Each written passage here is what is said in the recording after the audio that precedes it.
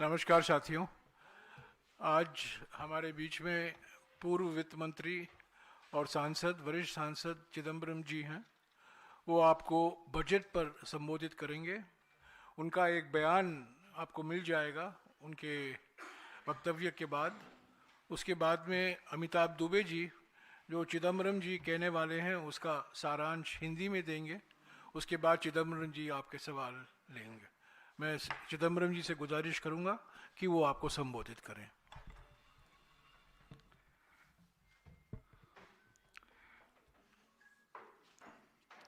Good evening to all of you.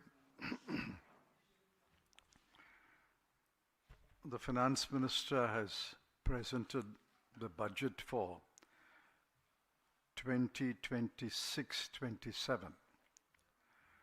I have a brief opening statement, and then, if you wish, we will take a few questions.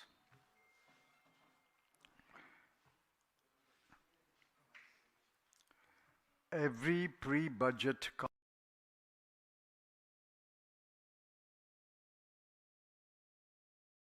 must be astonished by what he or she heard in the Finance Minister's speech to Parliament today.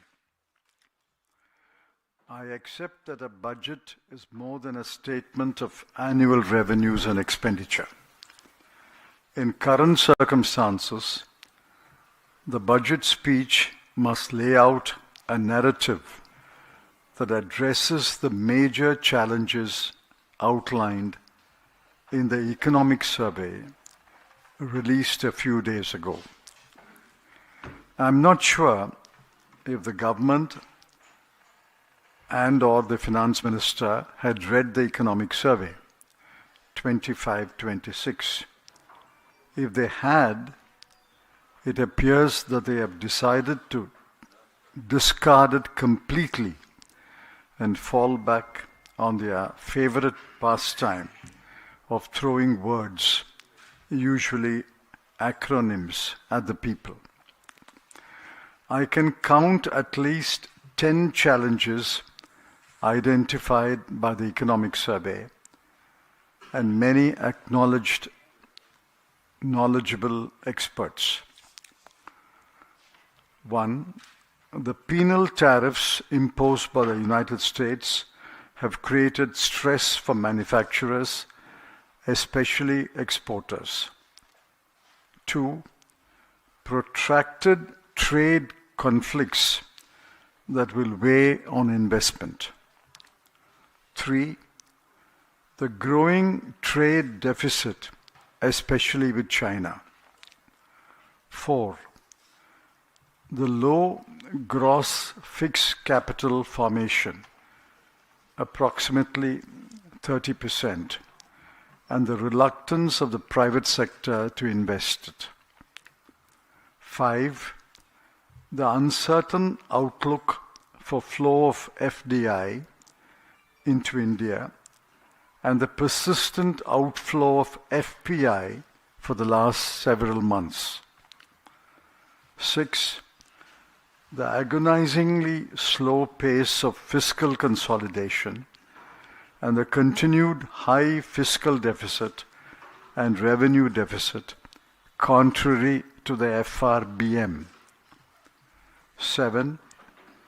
The persistent gap between officially announced inflation numbers and the ground reality in terms of bills for household expenditure, education, healthcare, and transport. 8. The closure of lakhs of MSMEs and the struggle to survive of the remaining MSMEs. 9.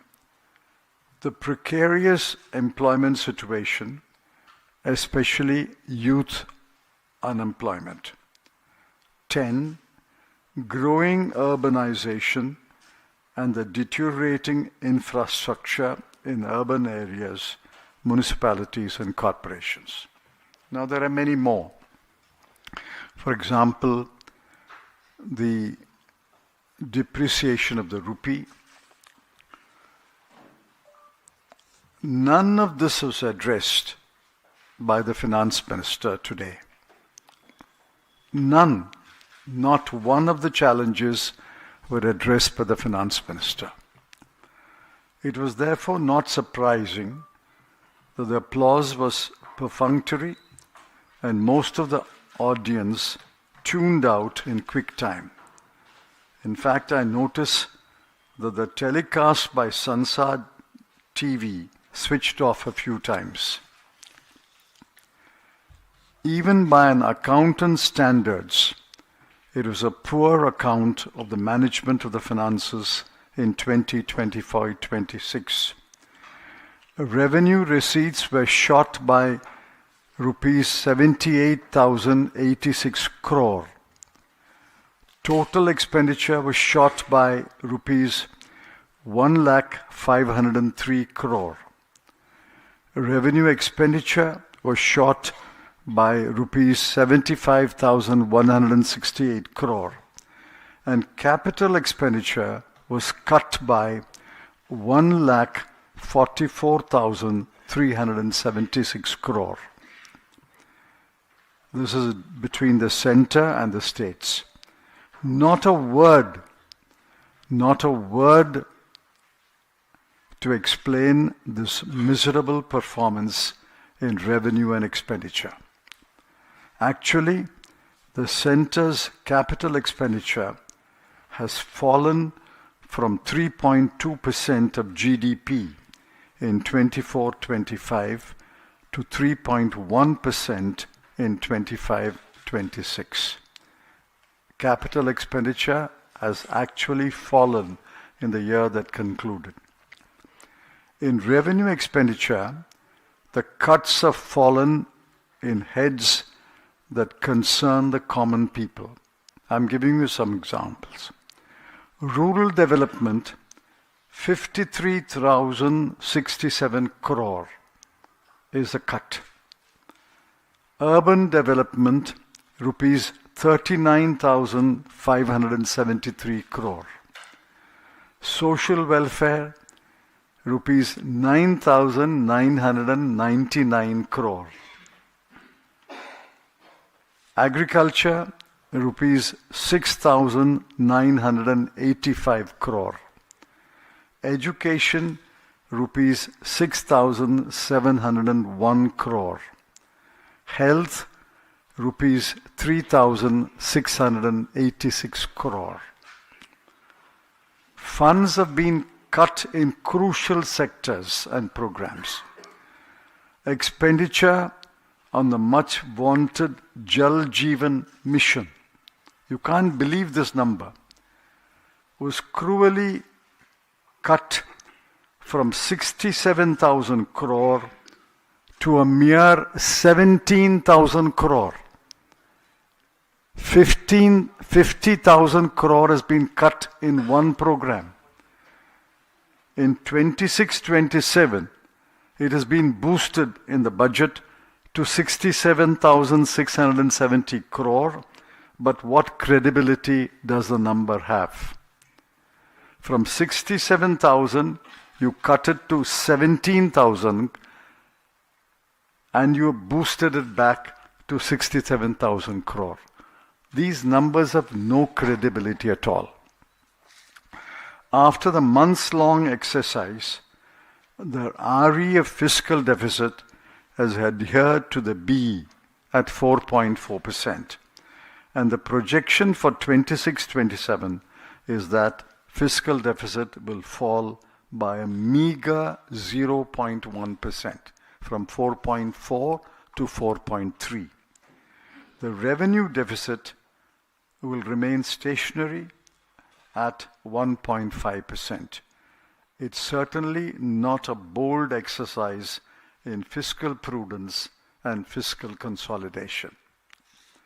The most serious criticism of the budget speech is that the finance minister is not tired of adding a number of schemes, programs, missions, institutes, initiatives, funds, committees, hubs, etc. These are not my words. These are words in her speech.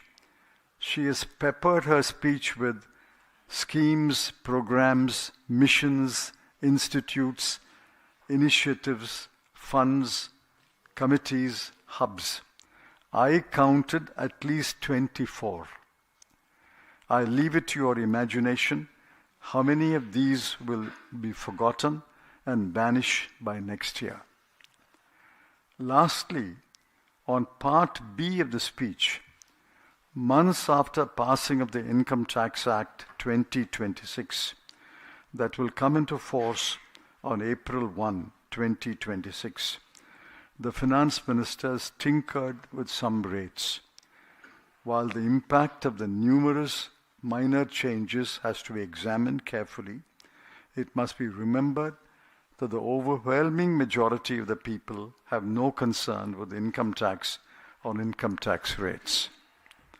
As far as indirect taxes are concerned, the average person will be concerned with only paras 159, 160 and 161, where minor concessions have been given in personal baggage imported from abroad, and I welcome these minor concessions.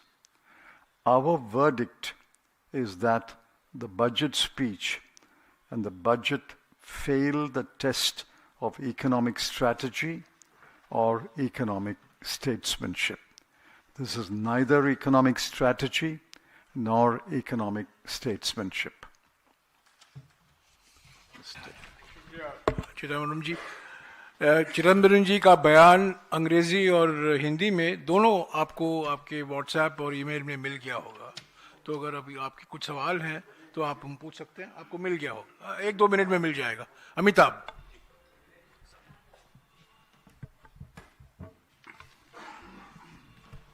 Thank you Jairam जी और चिदम्बरम जी। मैं चिदम्बरम जी के इस बयान को संक्षिप्त में आपके सामने रखूंगा। जैसे कि उन्होंने कहा कि ये जो बजट है ये ना जीडीपी ग्रोथ, ना इन्वेस्टमेंट और ना रोजगार के लिए कुछ खास करता है। काश निर्मला सीतारमण जी ने अपना ही इकोनॉमिक सर्वे पढ़ा होता जो 2 दिन पहले रिलीज किया गया था। उसमें देश के सामने जो चुनौतियां हैं, हमारी अर्थव्यवस्था के सामने जो चुनौतियां हैं, विस्तार से उसका उल्लेख वहां उन्हें मिलता। इनमें से 10 मैं आपको संक्षिप्त में बताऊंगा। पहला है जो यूनाइटेड स्टेट्स द्वारा 50% टैरिफ जो हमारे देश पे लगा हुआ है, जिसका भारी असर हमारी एक्सपोर्ट्स पे पड़ रहा है। दूसरा, जो ट्रेड वॉर प्रेसिडेंट ट्रंप की नीतियों के कारण अब हर पूरे विश्व में फैल रहा है, उसका भारी असर हम पे पड़ रहा है। तीसरा, चीन के साथ जो ट्रेड डेफिसिट हमारा लगातार बढ़ता गया है और इस साल $116 बिलियन तक पहुंच गया है। तो पूरी तरह इंपोर्ट्स चीन से भारत आ रही हैं। चौथा, जो हमारा इन्वेस्टमेंट रेट है जो 30% पे कई सालों से अटका हुआ है और जो प्राइवेट सेक्टर बिल्कुल इन्वेस्टमेंट नहीं कर रहा है। आपको पता है कि काफी बहुत सारे सालों से हर बजट में कोई ना कोई घोषणा हुई है, PLI, मेक इन इंडिया, आत्मनिर्भर भारत, लेकिन प्राइवेट इन्वेस्टमेंट लगातार 12% जीडीपी के रहा है। तो उनकी नीतियों का कोई इंपैक्ट नहीं है। तो हमें देखना है कि इस बार जो घोषणाएं हुई थी उनका क्या इंपैक्ट होता है। सिर्फ घोषणा पे चलने का से कुछ नहीं बदलेगा। इससे जुड़ा हुआ है FDI और गिरता हुआ रुपया। लगातार रुपया गिरता हुआ दिख रहा है। एशिया का सबसे कमजोर करेंसी माना जाता है और इसका मुख्य कारण है कि पैसा बाहर जा रहा है। जो फॉरेन पोर्टफोलियो इन्वेस्टमेंट है, फॉरेन डायरेक्ट इन्वेस्टमेंट है, एक जमाना होता था कि पैसा भारत में आता है, लेकिन नेट FDI अब बढ़ चुका है, नेगेटिव हो चुका है। और इसका कारण है, पहले जो निवेशक थे, इन्वेस्टर्स थे, वो भारत में इन्वेस्ट नहीं कर रहे थे। आपको मालूम है कि हर साल 4,000 से 5,000 high net worth individuals, dollar millionaires Dubai, Singapore, London में अपना रेजिडेंसी लेते हैं। अब उनके साथ उनका पैसा भी जाने लग गया है। जो ओवरसीज डायरेक्ट इन्वेस्टमेंट है वो इस साल $24 बिलियन तक पहुंच गया है और ये एक बहुत बड़ा कारण है कि रुपया लगातार गिरता हुआ दिखता है। जो बजट अभी जो प्रेजेंट किया गया उसका फिस्कल डेफिसिट 4.4% है, और ये जो 3% का टारगेट था उससे बहुत दूर है अभी भी। सातवां कारण है कि जो इकोनॉमिक सर्वे ने बताया कि जो इन्फ्लेशन रेट, जो ऑफिशियल इन्फ्लेशन रेट जो डिफ्लेटर के माध्यम से बताया जा रहा है 0.6% बताया जा रहा है, और इसी के बल पे हमें बताया जा रहा है कि ग्रोथ रेट 7.4% है। अब आप मुझे बताइए, इस देश में कौन सा घर है, कौन सा व्यक्ति है जिसका इन्फ्लेशन रेट 0%, 6% है, जिसको शिक्षा पे खर्चा करना है, स्वास्थ्य पे खर्चा करना पड़ रहा है, यातायात पे, खाने पीने पे 0.6% किसका अनुभव है, यह हमें दिखाना चाहिए। तो अगर इन्फ्लेशन रेट इससे ज्यादा है, इसका मतलब यही है, हो सकता है कि जो असली जीडीपी ग्रोथ रेट है वो 7.4% से कम है। एक और मुद्दा है, जो सूक्ष्म और लघु उद्योग लाखों में बंद होते जा रहे हैं। एक कारण है चीन से लगातार इंपोर्ट आता रहता है, और जो सरकार की सारी जो घोषणाएं हुई हैं उनका कुछ इंप्लीमेंटेशन नहीं हुआ है एमएसएमईज के लिए। बढ़ती बेरोजगारी के बारे में आपको कुछ बताने की जरूरत नहीं है, इसके बारे में बजट में कुछ नहीं है।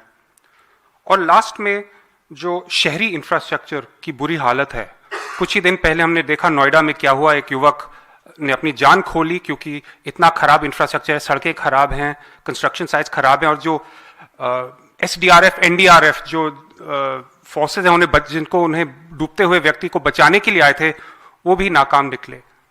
तो इन सब चुनौतियों के बारे में इस बजट में कुछ नहीं है। एक और बात महत्वपूर्ण है कि जो सरकार की प्राथमिकताएं हैं वो इस बजट से साफ दिखती हैं, और इसमें गरीब और मिडिल क्लास के लिए कुछ नहीं है। और कुछ नहीं है, इतना ही नहीं, उनके खिलाफ जो आर्थिक वार है जो सरकार का है अपनी पूंजीपतियों के पक्ष में और मिडिल क्लास और गरीबों के खिलाफ, उनके बजट की जो अलग अलग हेड्स में जो कटौती हुई है 25-26 फिस्कल ईयर में, वो साफ दिखता है। ग्रामीण विकास मंत्रालय में 53,000 करोड़ काटे गए बजट और एक्चुअल के बीच। शहरी विकास में 40,000 करोड़, सामाजिक कल्याण 10,000 करोड़, कृषि 7,000 करोड़, शिक्षा 6,700 करोड़, और स्वास्थ्य 3,700 करोड़। तो और जो जल जीवन मिशन है, जो एक इस सरकार का एक बहुत महत्वपूर्ण मिशन तथाकथित जो उनका बताया गया है, उसका बजट 67,000 करोड़ था और एक्चुअल इंप्लीमेंटेशन 17,000 करोड़ निकला है। तो आप साफ देख सकते हैं कि बजट जो काटा जा रहा है, कौन सी मिनिस्ट्रीज और कौन से हेड्स का काटा जा रहा है। तो एंड में मैं यही कहूंगा कि ये जो बजट है हमारी अर्थव्यवस्था के सामने चुनौतियों से निपटने के लिए कुछ नहीं करता, ना जीडीपी ग्रोथ के लिए, ना निवेश इन्वेस्टमेंट के लिए, और ना बेरोजगारी को खत्म करने के लिए, और इसलिए ये पूरी तरह फेल है। धन्यवाद।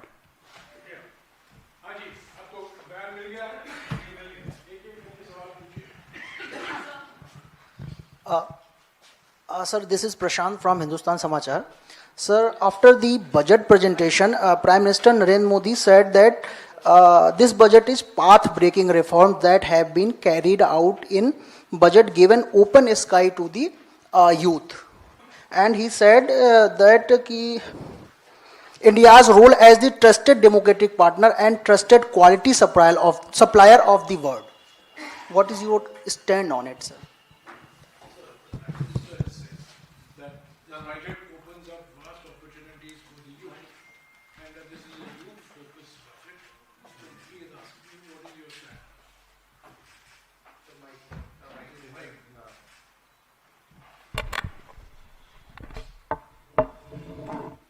Now, given one example of last year's budget, they initiated a PM internship program last year. 1,65,000 offers were made by companies,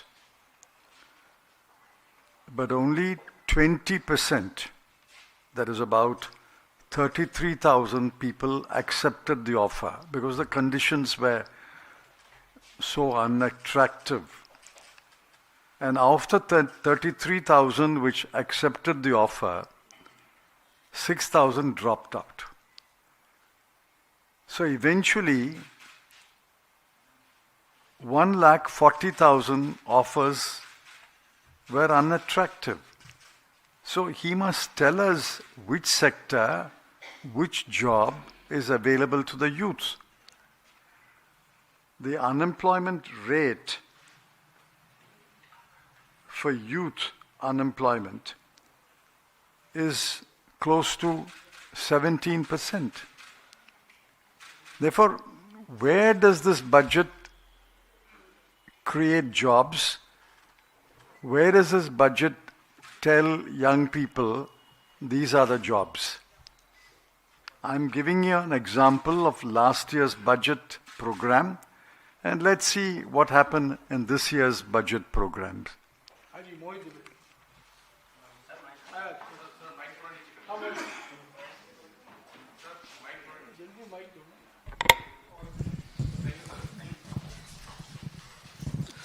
Good evening, sir. This is Mohit from ABP News. Sir, my question is about Trump. India will buy oil from Venezuela. Why is Trump announcing this? Will Trump decide from whom India should or should not buy oil? I'm not Caroline Leavitt, the press secretary of President Donald Trump. Please ask about the Indian budget.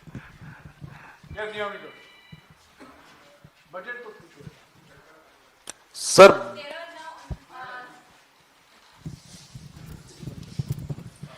So this time the government hasn't addressed much of the environmental concerns, but there is one big announcement which they have done is about the rare earth corridor.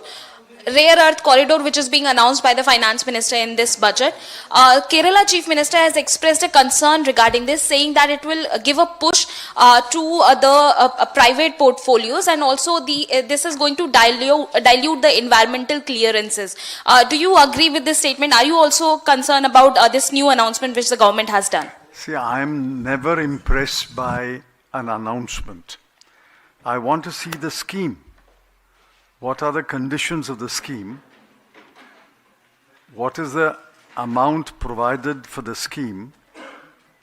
And the technical data about the scheme. I don't want to comment upon an announcement. What is the use of an announcement unless you actually see the details of the scheme? Then I will comment. Chidambaram साहब, budget पर आपने बोला है, कुछ समय पहले Trump ने भारत की अर्थव्यवस्था को डेड इकोनॉमी कहा था, जिसका समर्थन नेता विपक्ष राहुल गांधी ने किया था। मैं आपकी राय जानना चाहता हूं आज के बजट के लाइट में कि आप भारतीय अर्थव्यवस्था को कैसे देखते हैं? क्या आपकी राय में भारतीय अर्थव्यवस्था डेड इकोनॉमी है? Trump had described the Indian economy as the dead economy. So do you subscribe to the view that the economy... No. Is the dead economy the subject matter of today's budget? Because Rahul Gandhi also supported Trump's comments, sir. The context in which President Donald Trump made that comment, the context in which Mr. Rahul Gandhi made the comment, I'm not aware. So I can't comment on either statement. Are you aware about the Indian economy? In your opinion, whether Indian economy is dead or not? You ask me about the budget, I'll tell you. This is a budget without an economic strategy, without an economic statesmanship.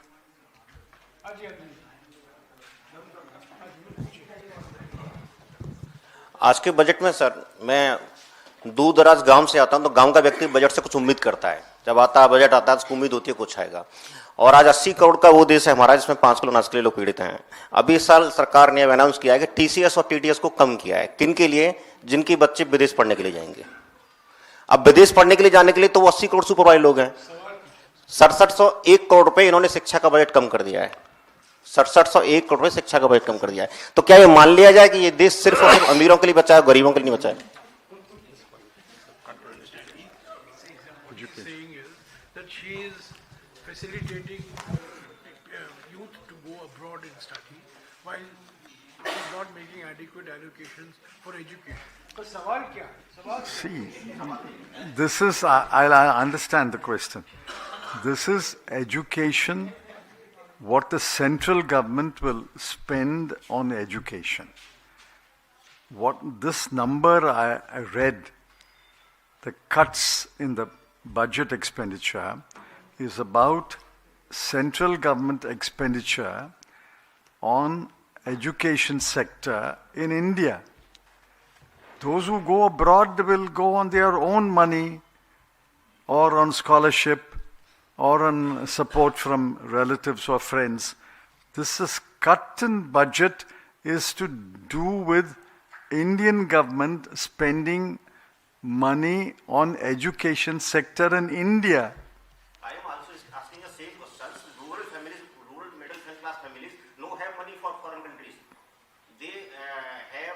They need minimum fees and minimum budget schools. We are not talking about this. This number is not about foreign studies.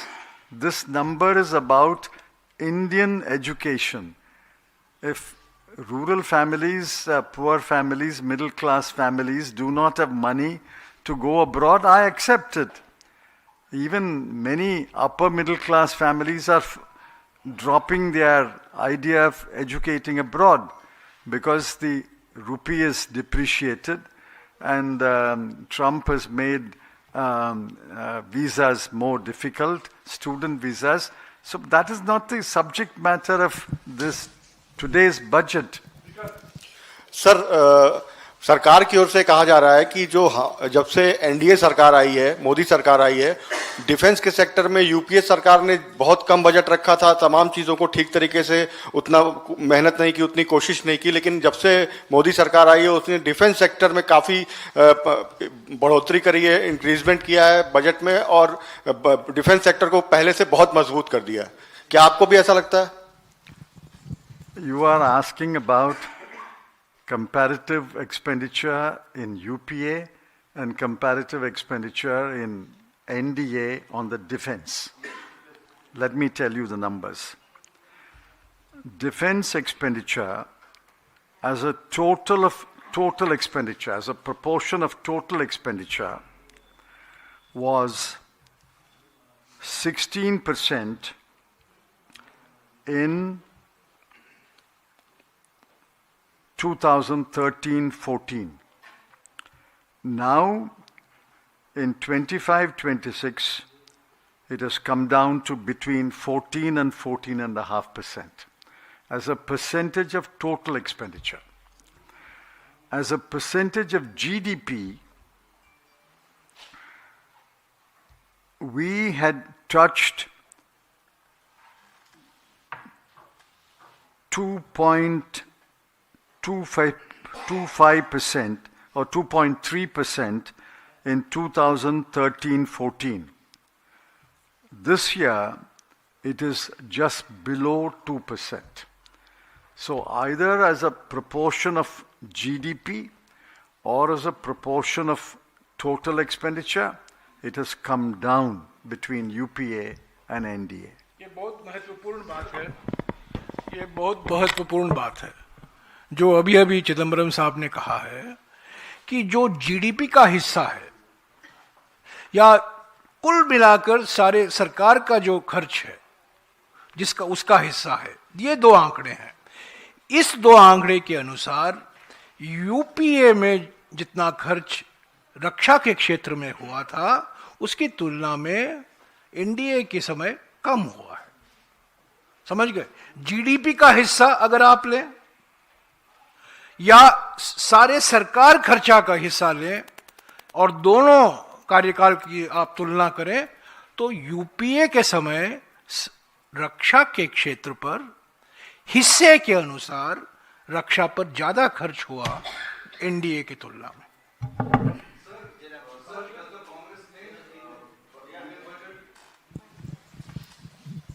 Sir, my question is to both Chidambaram sir and sir. My question is to both of you, Chidambaram sir and Jairam Ramesh sir. Sir, do you think this union budget presented by Finance Minister Nirmala Sitharaman masks a fragile household finance dynamic of the country, and why? Could you explain it? As far as I know, the last numbers released by the household survey, that financial savings of household have come down and household borrowing has touched an all-time high. I think household debt has touched 51.7% or so, and correspondingly, household savings have come down. The finance minister did not even mention these two numbers. Whether she is aware of these two numbers and what her comment on these two numbers, I don't know. You should ask her when she addresses a press conference. घरेलू बचत दर में भारी कटौती हुई है और घरेलू ऋण बढ़ा है. ये दोनों आंकड़े महत्वपूर्ण आंकड़े हैं जिसका नजरअंदाज वित्त मंत्री ने किया है इस बजट में. घरेलू बचत अगर हर साल घटता जाएगा तो निवेश की क्षमता कम होती जाएगी. निवेश तभी हो पाएगा जब बचत होता है.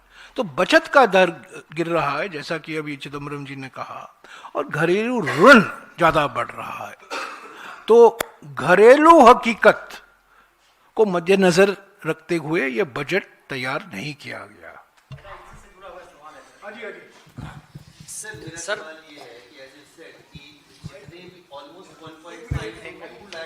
budgetary cut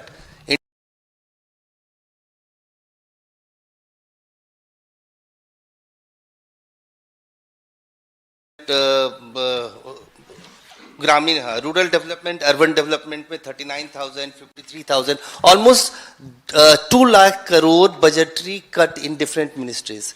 बट सरकार ने जो आज घोषणा की है उसमें जी राम जी बिल जो मनरेगा को रिप्लेस किया है, they have increased the budget of G Ramji budgetary allocation as compared to Manrega last year, sir. How do you see this? Let's look at the numbers.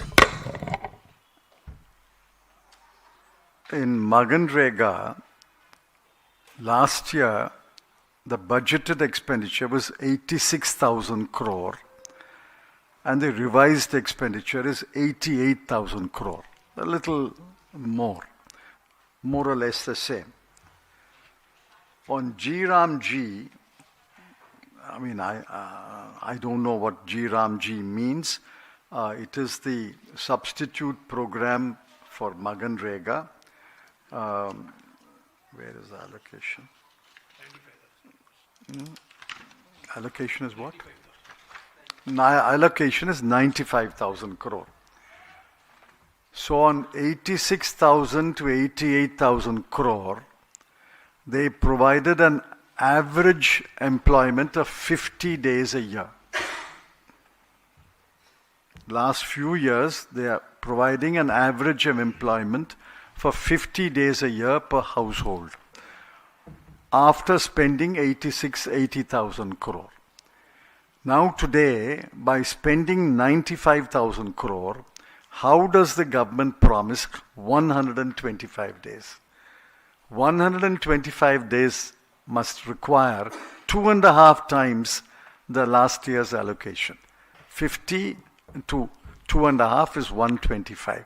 So 88,000 crore must go up to almost 2 lakh crore before you provide 125 days employment. यही नहीं, एक और मुद्दा है, इससे जुड़ा हुआ मुद्दा है. ये बात सही है कि बजट में जी राम जी के लिए 95,000 करोड़ रुपया का आवंटन हुआ है, पर आप ये याद रखिए कि 60% खर्चा केंद्र सरकार की भागीदारी है और 40% राज्यों से आएगा. अगर राज्यों के पास धनराशि नहीं है, राज्य इस पर निवेश नहीं कर सकते, खर्च नहीं कर सकते, तो सरकार तो अपने मन में नहीं खर्च कर सकती. पहले से ही कहा है प्रधानमंत्री ने, 60-40 के आधार पर यह नया कानून लागू होगा. नया अधिनियम लागू होगा। मनरेगा में तो नहीं था, अभी तो 90-10 था, अभी तो 60-40 हुआ है। तो अभी ये जानना अभी बहुत समय लगेगा, किस आधार पर राज्यों को आप आवंटन करेंगे, क्या फॉर्मूला अपनाएंगे, क्या सूत्र के आधार पर अलग अलग राज्यों को कितना पैसा दिया जाएगा, क्या वो राज्य ऐसे स्थिति में है खर्च करने की। मिसाल के तौर से राजस्थान को इस नए अधिनियम लागू करने के लिए करीब 4,500 करोड़ रुपया अतिरिक्त इस साल देना पड़ेगा। क्या राजस्थान की सरकार के पास इतनी धनराशि है? और सभी राज्यों के पास। तो ये आंकड़ों देना आसान है, बजट में एक आंकड़ा प्रकाशित करना आसान है, पर जैसा कि अभी चिदम्बरम जी ने कहा, घोषणा से मत जाइए, मुझे दिखाइए डिटेल क्या है, इस नए अधिनियम के डिटेल क्या है, राज्यों के साथ आपने मशवरा की है कि नहीं, किस आधार पर, किस फॉर्मूले के आधार पर, क्या सूत्र आपने अपनाया है कि अलग अलग राज्यों को इतना पैसा मिलेगा। वो डिटेल इस बजट में बिल्कुल है नहीं।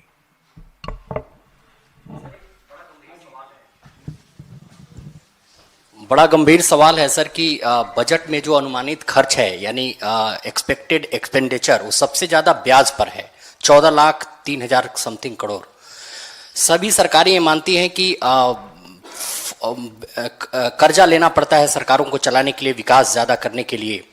तो क्या कांग्रेस पार्टी और आप उसके पूर्व वित्त मंत्री होने के नाते इस विषय पर क्या मानते हैं सर कि कर्ज लेना और उसके बाद फिर जीडीपी से ही और लोगों के पैसे से ही ब्याज चुकाना?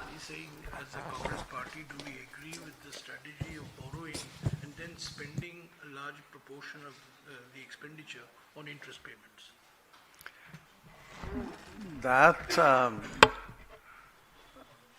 a too simplistic statement. As long as the debt to GDP is under control,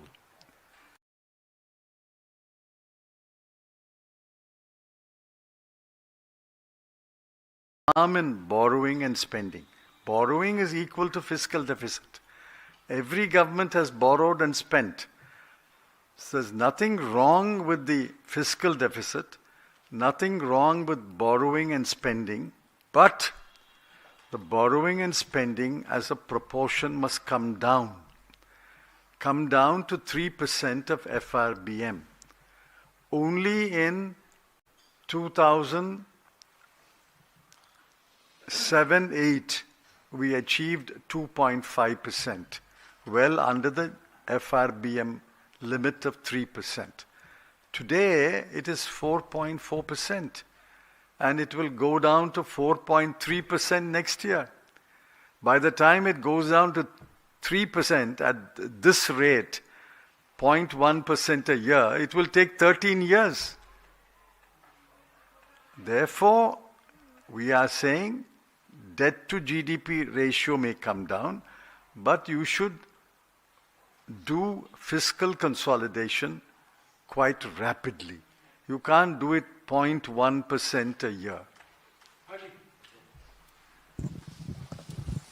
Good evening, sir. I'm Sahil from ANI. Do you believe this budget has has snubbed Tamil Nadu or which is your home state as well? Because barely 2 mentions in the budget, rare earth corridor and high-speed rail, and Thirukural didn't even make it to this speech. Do you think it has been snubbed? Thank you. See, he heard so many snubs every day. Every time he visits Tamil Nadu, he snubs the Tamil Nadu government, Tamil Nadu people. So what does it matter, one more snub? It doesn't matter at all. The BJP is, according to me, irrelevant in Tamil Nadu. And what is this rare earth? I mean, who understands rare earths in Tamil Nadu? How many people's lives will be affected by the rare earths exploration program? These are all high-sounding words. But the fact is that he has denied funds to Tamil Nadu. The Tamil Nadu government has documented it, and he is not spending the money that he promised for central sector projects. For example, the AIIMS in Madurai were announced several years ago. They are now talking about building an AIIMS for Ayush. Good luck, wherever it's located. But what about the AIIMS in Madurai? Why is it not functional? Tiruvalluvar also did not make. I mean, I'm on behalf of Tiruvalluvar, I thank them for not mentioning him. There has been no mention of Chabar Port, though no funds have been allocated to Chabar Port. Do you think that India is quietly bowing to under this US pressure? I don't know whether the defense budget has a line entry on Chabar. I don't know. I have not read every line of the defense budget. I don't know. But it's possible you are right. Have you read the defense budget line by line? Line by line, but this is the first time that Chabar has been mentioned. No funds have been allocated. It's sad. It's sad if Chabar, which means they are succumbing to somebody's pressure. If you are right in your statement, the government of India is succumbing to somebody's pressure. Okay, thank you. Thank you. Huh? I don't know that. Which means they have succumbed. Repaid the entire Huh? I don't